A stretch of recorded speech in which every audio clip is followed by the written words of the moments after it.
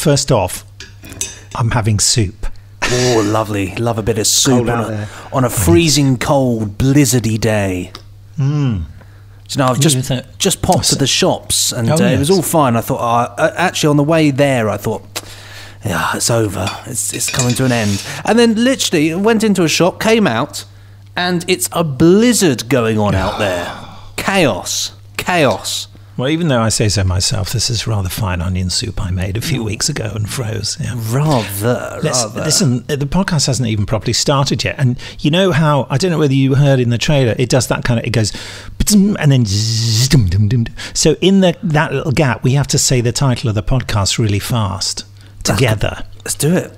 Okay, here we go. And the Benji and Nick show. Okay, that's slow. That's it. Here we go. The Benji and Nick show. Like that, okay. Yeah. The Benji and Nick show. That was like slap back delay, wasn't it? The Benji and Nick show.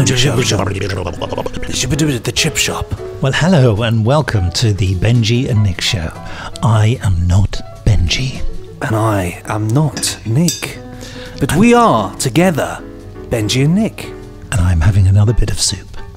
This lovely, whilst he takes a sip of his soup, I'll explain the rules, lay down the house rules this is a safe space, a little podcast, a little nook in the universe of podcasts where we discuss some of our favourite things and, well, just about anything really. And it may not have escaped your attention, and it may not be surprising to you that our first topic is death to the Daleks. Oh, lovely. Shall I explain, just in case there's some people who don't know what death to the Daleks is? I think so. Death to the Daleks, which I can't say.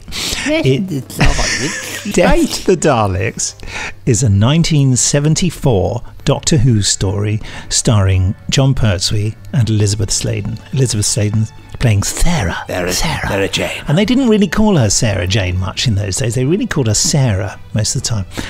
Important fact, intervention. Death to the Daleks is the third serial of the 11th season of the British science fiction television series Doctor Who, which was first broadcast in 4 weekly parts from the 23rd of February to the 16th of March 1974. The narrative begins as the TARDIS suffers an energy drain and crash lands on the planet Exelon. The Doctor, John Pertwee, and his companion Sarah, Elizabeth Sladen, are subsequently embroiled in a conflict between the Daleks and the human Marine Space Corps expedition over the mineral perinium, which can cure and give immunity from a deadly space plague.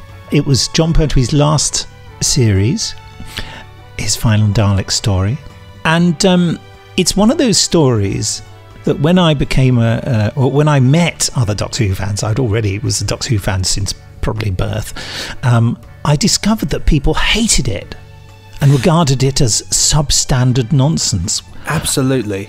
And for me, it had been the best Doctor Who story ever, because it's the first one I recorded all of the audio of, or actually episodes 2, 3 and 4, because I didn't have too much tape, and I thought episode 1 won't have the Daleks in it because I know how these things go, so I'll just record it from episode 2 onwards. And that brings us to the first point I want to make for you to discuss with me, Benji.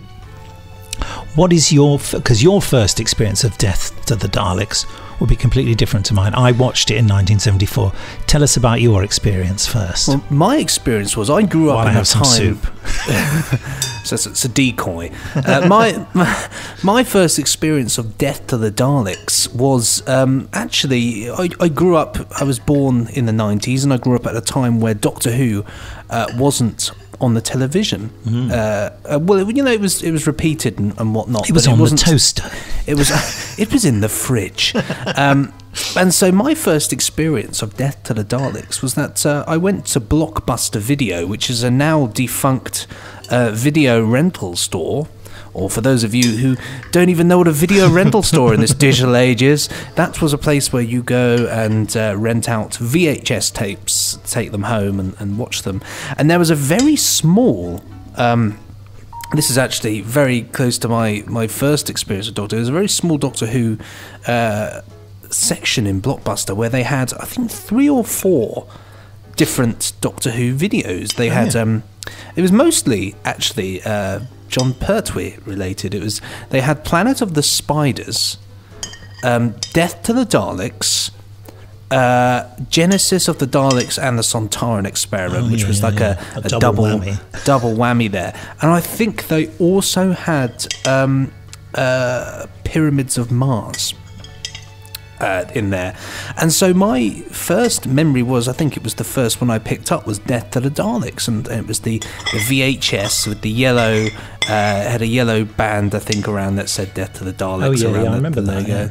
And the picture of the Dalek on fire, and that was my first experience watching Doctor Who and the Dalek part. I watched the Dalek movies, of course, beforehand. They would, which we'll be discussing in a later podcast. Oh, definitely.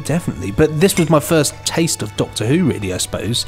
And it was what started my sort of the love affair that I have with the show, and the show, which has not only been a hobby of mine. Finished the soup, by the way. Was it nice? Crikey, it was. Crikey, sir. So yeah, Death to the Daleks, I think holds. I think for both of us, I think it's a very firm place in our hearts, and right the right place to start this series of podcasteries. Well, I was in comprehensive school when I watched it, and I seem to remember it was a time when a series had started broadcasting on ITV. The Other Side. Sorry, Scott Hancock's texting me. He wants to talk to me about some scripts. But he'll just have to wait, because Death to the Daleks is more important than all of that. A series on ITV, and ITV were always trying to find something that would break the deadlock. That the BBC in those days had command of the Saturday night schedule, and they would hit the audience straight after the sports programme Grandstand with a kids thing like Basil Brush or something, and then there would be Doctor Who and the Generation Game, and these things were firm family favourites. And for years, the BBC had Saturday night sewn up, so the ITV were always on the lookout for something that would break it. And in 1974, they were trying it with Kung Fu. Wow, okay. Yeah, have you ever heard of that series? Kung Fu? Yeah, it was massively popular. I don't know. I can't say I've ever heard of Kung Fu. And the different ITV regions got it at different times, because I remember my cousin, who was from the sort of Liverpool area, telling me all about this series, and we had never had it down in the southern television area. It starred David Carradine. He was a sort of Kung Fu expert from the Orient, and I don't think he is of that ethnicity. I may be wrong. So it's the kind of thing that could never be shown again. Classic 1970s casting there. Yeah, sort of borderline racism. I don't know. Definitely 1970s. And there was and Little and Large got a lot of Little and Large, a terrible comedy duo. Yeah, they got a lot of mileage out of it, because he used his nickname, and all the flashbacks to his mentor was Grasshopper, and they used to sort of and it was a bald man with sort of that white eyes, signifying he was blind. Very, very classic. And he used to call him Glasshopper, in that sort of cod accent, and so they did a lot of, casually racist jokes on that. Gosh. But Kung Fu was tremendously successful, and so ITV put it on opposite Doctor Who. And whether it succeeded or not, I'm fairly dubious about that. I suppose we should Google Kung Fu, shouldn't we, just to make sure I've got all the details right. Kung Fu ITV. I did warn people we would use Google. I can't. Yeah, well, Google's. This is off the cuff stuff. You see, I've just written the wrong word. Kung Fu. And now you see, that's interesting. Kung Fu. I'll have to write Kung Fu TV series, won't I? I typed in Kung Fu independent television, and it came up with David Carradine, the actor who found fame in 1970s television series Kung Fu, and later in Kill Bill. The series follows the adventures of Kwai Chang Caine, portrayed by David Carradine as an adult, Keith Carradine as a teenager, and Radamese Pera as a young boy. A Shaolin monk who travels through the American Old West, armed only with his spiritual training and his skill in martial arts, as he seeks Danny Caine, his half-brother. Many of the aphorisms used in the series are adapted or derived directly from Tao Te Ching, a book of ancient Taoist philosophy, attributed to the sage Lao Tzu. There you are. It's interesting. That's. Can you even get it these days? I mean, it's. I didn't realise it. Yeah, it's American. Warner Brothers own it. So yeah. So it was a very high budget show, but it had lots of mystical, strange things, and inevitably, he would be mocked for who he was because he didn't look American and all this kind of thing, and they would hard nuts would come and say, hey, what's the matter with you, and he would eventually use kung fu against them when they attacked him, and everybody was kung fu fighting. That's when that I think that record came out around about then because of that. I think I'm right in saying. How strange. Cool. The reason I'm telling you all this boring stuff is that in our household, my father loved westerns, and he and I would watch westerns together. And Kung Fu was a kind of western series. It had people with 6-shooters and Stetson hats and what have you, and deserts and horses and all the cliches. And so this was for him. But Doctor Who arrived for that season, scheduled against it. Oh man! And there were no domestic video recorders in those days, and so our only solution was we bought a portable we still just had black and white television in our household in those days. We didn't get a colour television until about 1978, and it was The Deadly Assassin was the first story I saw in colour at home. Oh, good one to start though. And so we bought this portable television, which I had upstairs, and for me to watch Doctor Who while Dad was watching Kung Fu. But the thing was, we couldn't get a proper aerial signal on the portable, and so I was watching Doctor Who in a sort of slightly inferior quality picture, which was driving me absolutely mad. But luckily, by the time we got to Death to the Daleks in that series, my dad had kind of just gone off Kung Fu, or couldn't bear me whining on about it, and just sort of whatever, just gave in to me. So I was able to watch Death to the Daleks downstairs and put my microphone next to it and record episodes 2, 3 and 4. How amazing. Yeah. It must have been brilliant to watch it on TX, to see it, as it happened. Well, of course, at the time, you don't think it's particularly... Well, I thought it was brilliant because I loved it, but you know what I mean? It never occurred to you that Doctor Who would be any other thing. Yeah. Doctor Who was a thing you saw once and could never see again. So it did feel extremely special. I mean, I would get sick with excitement before an episode of Doctor Who. The trembling in my tummy, and the Daleks and everything, and just amazing. And and guarding that microphone and stopping people from nudging it or making a noise during the recording. I mean, my brother's girlfriend at the time made a noise just as the Daleks came round the corner. Oh no! And were about to be electrocuted, in the city.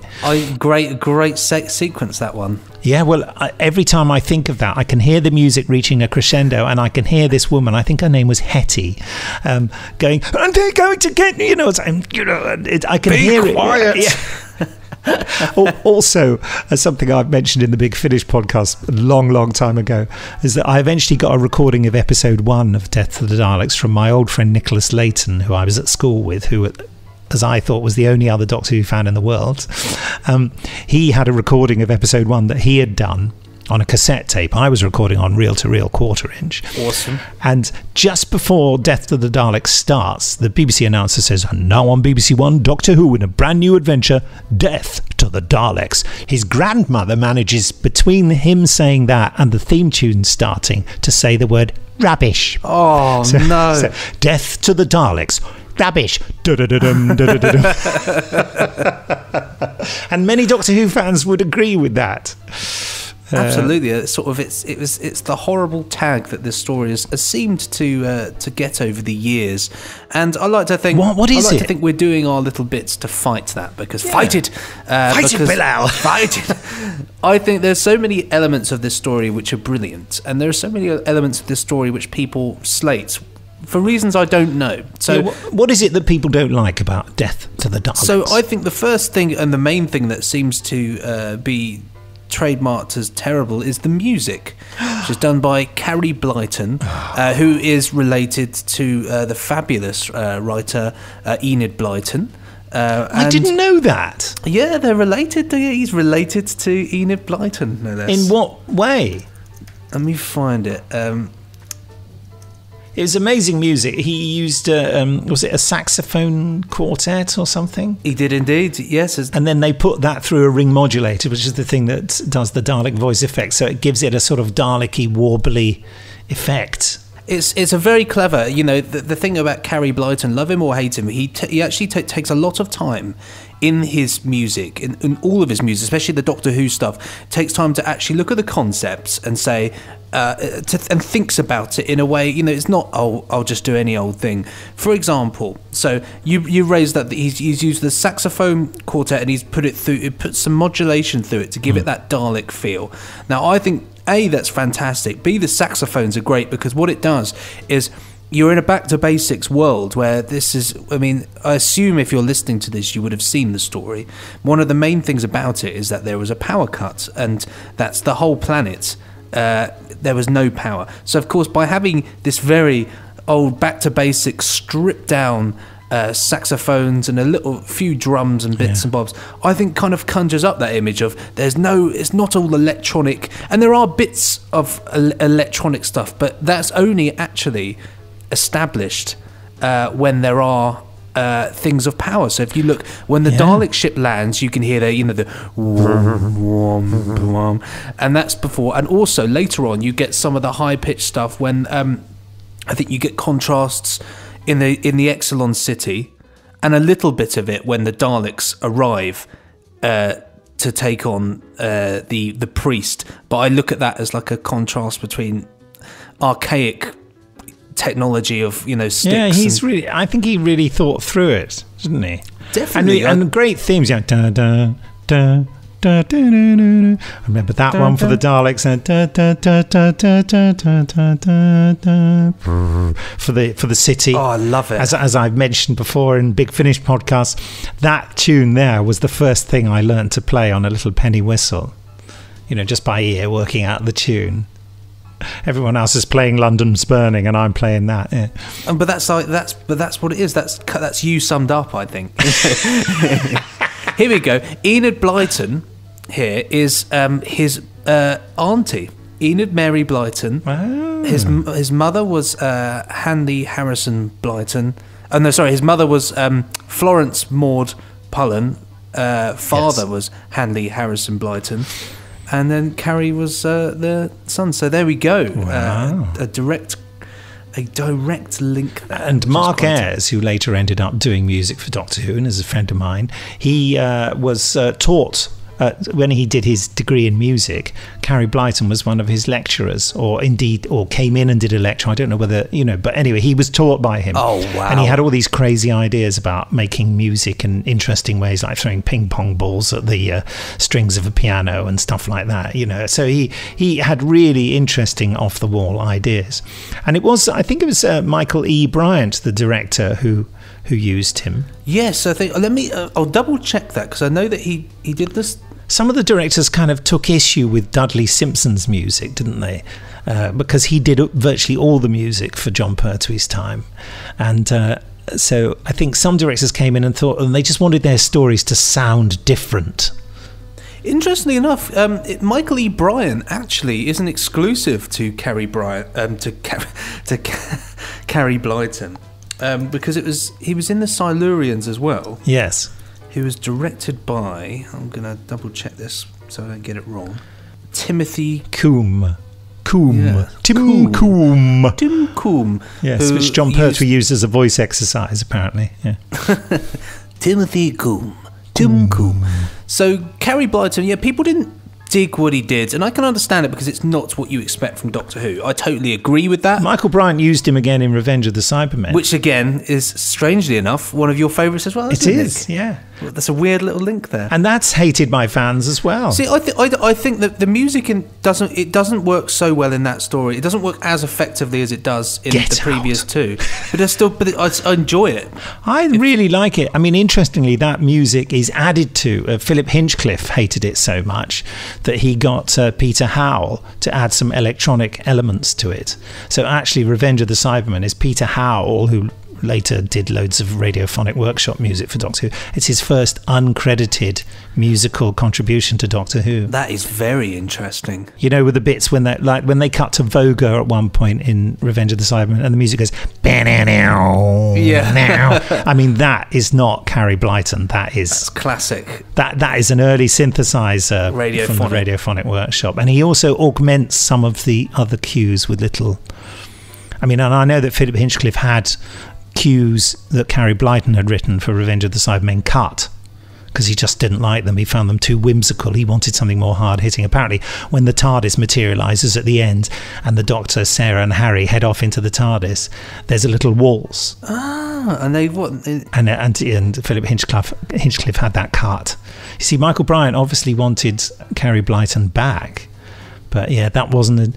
Philip Hinchcliffe hadn't quite asserted his authority over Doctor Who at that point, because that was his first producing job, and he had Barry Letts as his sort of executive producer leaning over his shoulder.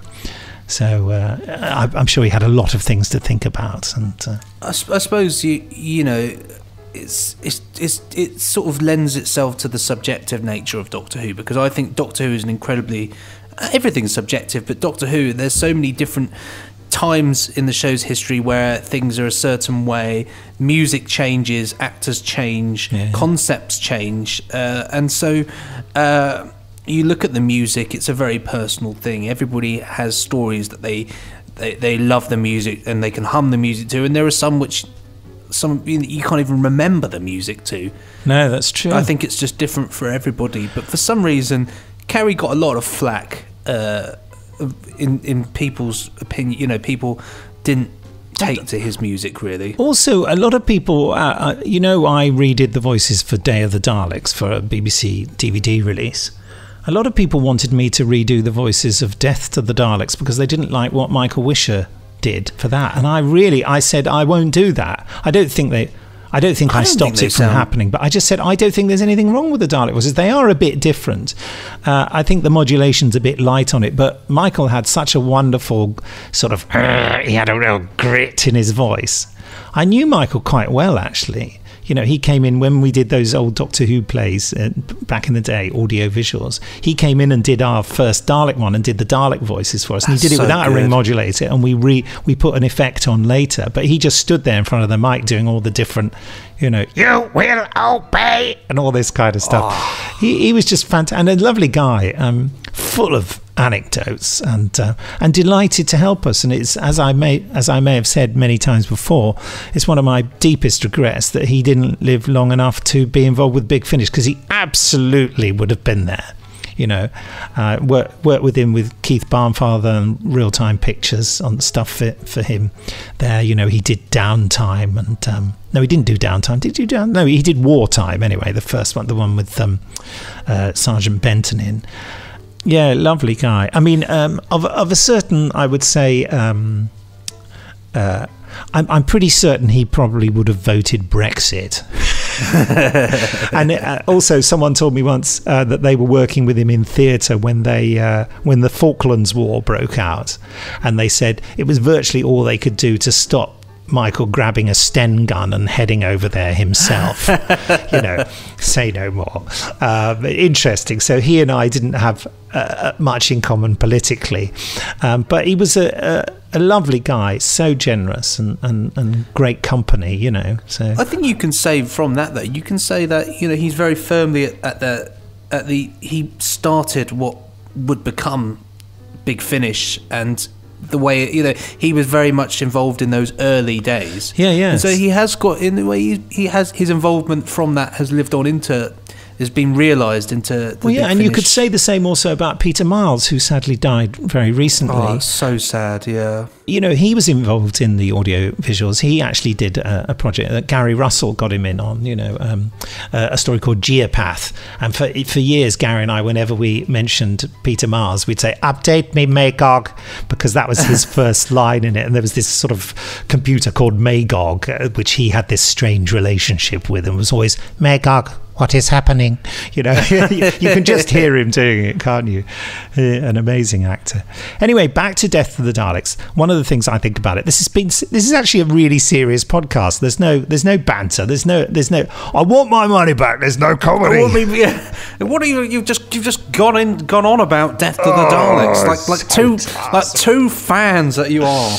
I think it could be a movie. It's got a movie story structure. It would make a great movie, Death of the Daleks. And all the settings, imagine that done with lavish budgets. I mean, it looks pretty good, most of it anyway, but, you know, it'd be fantastic if that city wasn't made of polystyrene, wouldn't it? Well, I would say, I think that I love the city design. I think it's gorgeous. I think the whole story actually is it looks fab, and I think it's one of the better looking Doctor Who stories. And it's nice that they painted those Daleks silver. Yeah. Do you know, I always thought... Spoken like a true anorak. I particularly like the silver Daleks. I always thought they were slightly sandy coloured, like a silvery sort of, but of course it's just the reflection of the quarry on the silver. It is. For years I thought that, I really did. But and then Benji learnt about the reflective quality of light. Sums me up, doesn't it? What is this reflection you speak of? You know, when you described the plot earlier and you said, oh, by the way, if you don't know about the plot, there's a power cut. It suddenly made me realise that, of course, in the early 70s, because of industrial action of the miners, the supplies of coal in Britain were depleted, and so our power stations had to keep cutting the power to retain enough power, you know, for essential things.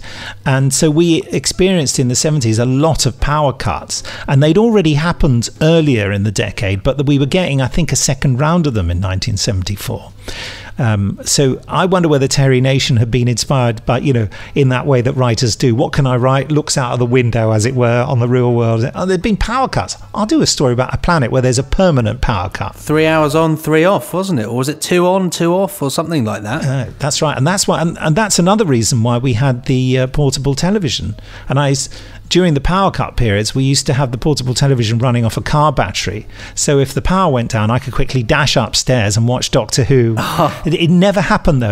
I never got a power cut during Doctor Who. I know lots of fans tell stories of how they did, but we always managed to escape it. But yes, it quite often... To maintain that. So also, it was a very strange time. I think it may have been 1974 that... Or was it 75? But one of those years, we had 2 general elections in the same year.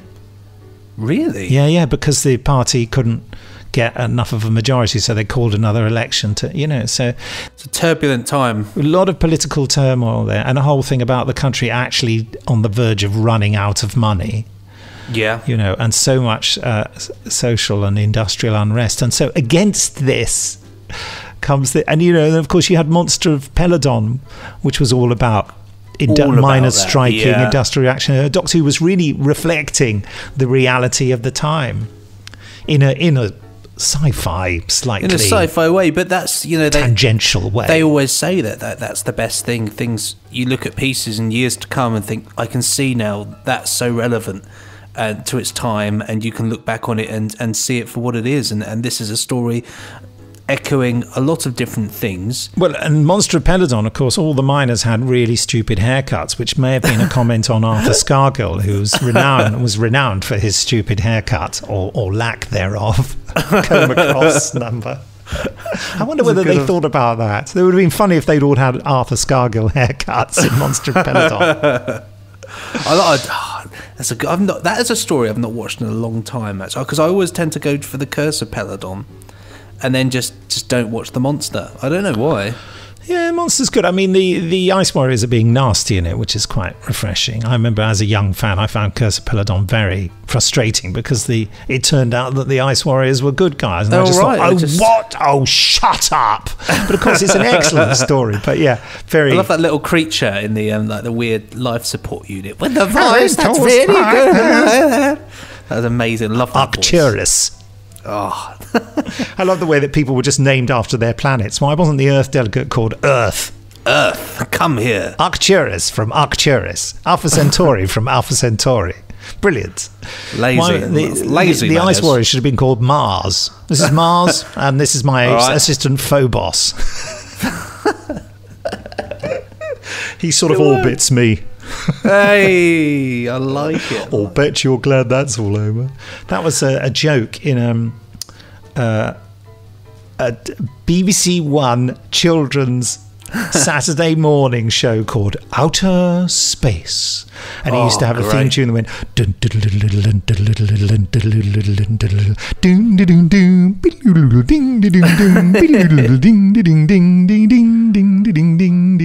and I have taken leave of my senses. And in that, and they would have all sorts. It was like an anthology thing with lots of other programs within it. Oh, I remember those. But the continuity announcer for Outer Space was a computer, and every now and again he would do an outer space version of a knock knock joke.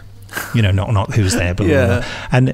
And the computer used to, instead of knock knock, it was called a bleep bleep joke, because that was like sci-fi. To go bleep bleep, who's in that space? Oh, wicked! Rather than and one of them was orbit, orbit who?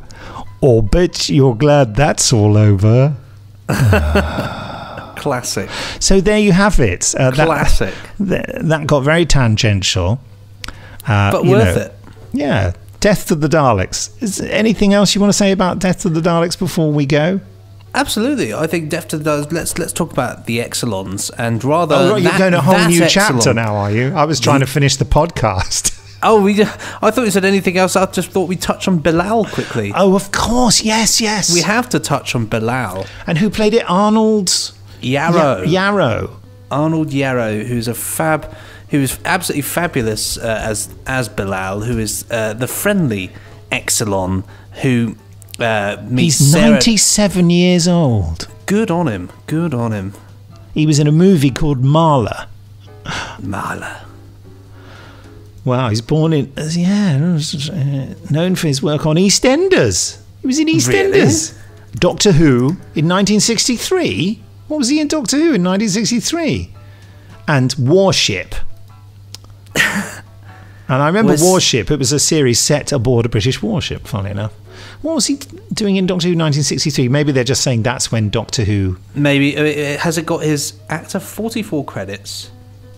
He was in London's Burning Shopkeeper. I never knew that. You see, you love that, don't you? Love that show. You love that, don't you? Yeah. I love it, I do. Bilal, 74, Armchair Theatre, Coronation Street as a surveyor. Tram conductor in Storybox. Ghost Squad. Ghost Squad is a sort of spy series from the 50s. Very well, there he goes. I've actually got the box set, and he's not a working actor anymore. He's not in the Spotlight directory. He was interviewed for the Death to the Daleks DVD. He was really good on that. He was, talking about the way he approached the role, and how kind John Pertwee was to him, guiding him around. He's probably just said, "Get out of the way, for goodness sake." This man in a stupid mask. But I will always maintain the thing. I mean, it's one of those things. I always think that Bilal would have made a great companion to the Doctor. Well, that's what they asked me about on that documentary. I said it would have been very frustrating for him. He said, "Yes, it's me. I'm the one in the TARDIS." Go, "No, you're not. You're just some old bloke, you know." "No, I'm in Doctor Who. I really am." It is I. But I like him because I liked him because he was sort of... He was incredibly nice, obviously, but he got the job done, and he knew. You know, I think what you get here, you see this really nice thing of he knows that he has to do what he has to do, but he doesn't want to do it. And you mean the character? The character, I thought you were talking about Arnold. I thought, how do you know so much about Arnold? What he knows. I know that guy. He took no nonsense. No, he slapped them right down. I can see inside his head, you know. He was looking there and he said, "Nah, those Exelons, mate." All that bush baby research he did. He went and researched with bush babies, didn't he? He did indeed, with the eyes and the way he moved his head. Yeah, he's a great character. He's a great Terry Nation character, isn't he? He's the noble alien. He really is. I think he's Bilal.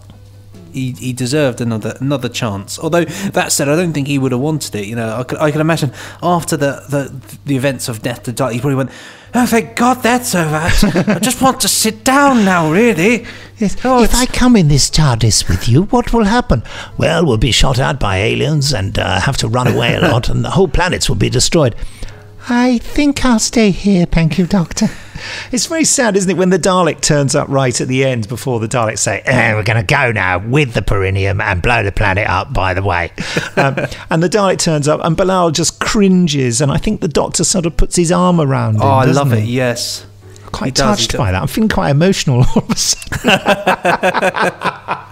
It's one of those stories. Nick Briggs cried about Death of the Daleks. I think a lot of fans cried about it, but not in the way I am. Not in that way. But it's one of those stories, I think, is a very fitting way to start off this series of new podcast adventures, because it's a story that we both hold very close to our hearts. And so, if you want to write into this podcast, keep all your Big Finish comments for podcast@bigfinish.com, and they'll go to the Big Finish podcast, which Benji and I recorded earlier, and ask us there for podcast@bigfinish.com. But for anything to do with topics you'd like us to discuss in the Benji and Nick show, podcast@nicholasbriggs.com.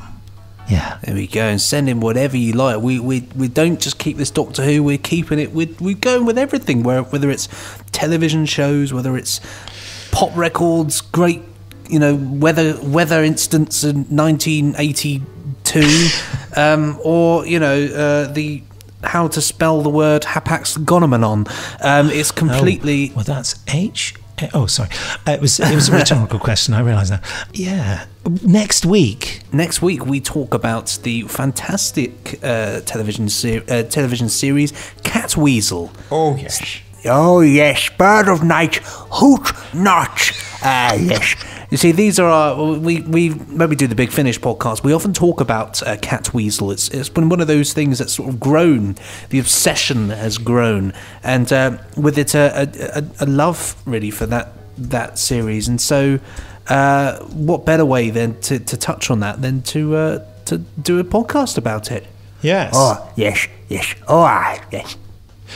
Yes, and here's an example of an email sent into podcast@nicholasbriggs.com, which is all about a Big Finish thing. But I'll read it out just to be nice, from James Lovell, who says, "Hey guys, am I your first emailer for Nick and Benji show?" Well, it's the Benji and Nick show for a start. I'm just going to read out an email just to have a go at someone. Oh, sorry, James. He said, "I was wondering if there's any exciting Doctor Who torture projects coming soon that you could tease, especially as it's the 20th anniversary of Doctor Who at Big Finish next year. I assume you will do something for that." Well, we will at Big Finish, but this is not a Big Finish podcast. Out of curiosity, how long is the process of making a story from idea to script to CD release? It's a year. I can tell you that straight off.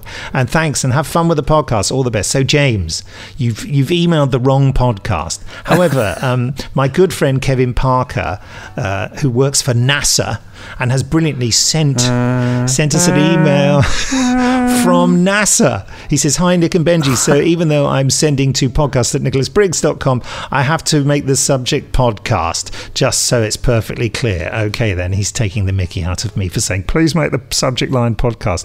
Anyhow, looking forward to the new podcast, even though I'm unbelievably behind.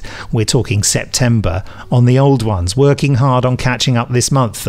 Goodness me, imagine having to binge on us talking nonsense. I will say, as I said on Nick's Facebook page, that if the first podcast isn't a discussion of building construction terms, I'm going to be disappointed. Quickly throw a few in for Kevin. Okay, let's go straight away then. Grouting. I like grouting. We mentioned grouting earlier, didn't you? Yeah, I did. Yeah, I love a good old grout, whatever that means. Let's get on that great website, Construction Terms, because that website was just the home building manual. That was it. It's such fun. Well, Kevin, by the way, while you're looking that up, Kevin says, "I dare say I will listen regardless." All the best, Kevin. Written directly from NASA's Goddard Space Flight Center in Greenbelt, Maryland. Though not in my spacesuit, because it's too hard to type while wearing it. He says those fingers. Well, if you want to make sure a few things, at NASA you probably know these, but you want to make sure you've got your exposed aggregate finish. On top of that, it needs foundation waterproofing so that the frame inspection works perfectly with the hurricane clip. Because otherwise, you might find that your heating load has an incandescent lamp, which that's great. Which ultimately leads to rigid insulation boarding. Oh God! Which might affect your interior finish. Oh, it does. That's a bit like Big Finish. Interior finish. It's a more thoughtful production, more intellectual. This week on the Interior Finish podcast, we discuss mauve wallpaper. Is it in this year? Is it not? Does it work with a biscuit-coloured carpet? Who knows? Biscuit-coloured. Biscuit-coloured. My carpet's biscuit. Is it? That's what. Yeah. Biscuit. Yeah. That always makes me feel like someone's trodden a biscuit into the carpet. Oh, that's exactly what it is. There's a few custard That's creams. how we do it. That's how we do it. In that corner is a bourbon. No, I went for a nice biscuit-coloured carpet with a jasmine white wall. Well, it looks very nice. I just don't care for the biscuit word being in a description of a carpet. Kevin does also mention that when reading out where he's emailed from, he says the natives pronounce Maryland. He's written Murrlan. Merlin. Though if you want to do the standard British version, Maryland. I, for one, won't object. Like Maryland cookies. Yes, well, you can get in Asda. Merlin. And from my cookies. official NASA email account, he says, because when I sent it from my personal one, it got bounced back as spam. Wow. Kevin W. Parker. That was the universe telling you, send it from your cool email address. Send it from the cool NASA one. Yeah. Why wouldn't you? If you had a NASA email address, you'd send from there, wouldn't you? Funnily enough, I'm actually I'm having lunch with on Monday with my good friend Tony Mears, who was the guitarist of my band when I was young. But he works for, I think it's the UK Space Agency. Oh, does he? I think that's what he works. Is his name really Dan Dare? He is indeed. He is Dan Dare. And Dan Dare. So he works for UK Space Agency, so there's a little link there. It's all gone a bit spacey this week. I love their logo. God, UK Space Agency really throwing it out there with some design. Yeah, it's like a Union Jack with a little arrow. It's real Blake 7 going on there. I just want to say, for the record, that I did try to stop this podcast at about half an hour. You did. But it's now 52 minutes. Oh, my television's just turned itself on. That's I'd paused live television and clearly it's just given up now. Well, I think that's about it, isn't it? It's time to sign off. More than any normal person can bear. Why not, though? It's the first one. And we completely forgot to be speaking like this. Never mind, though, because the good thing is with anything is, you just call it an anniversary issue and just make it 3 times as long. That's what we've done. It's our first anniversary. We've just started our 0 anniversary, our Zaniversary. And just to warn you that Benji and I on this Sunday will be filming a special starting sequence for this podcast in central London. So if you hear of 2 people being arrested for prancing around in Trafalgar Square, you'll know who it is. Yeah. Excellent. Well, we'll be bringing you more in the future. So from me, Benji, it's a goodbye. And from me, Nick, it's also a goodbye. Goodbye. Pressing stop.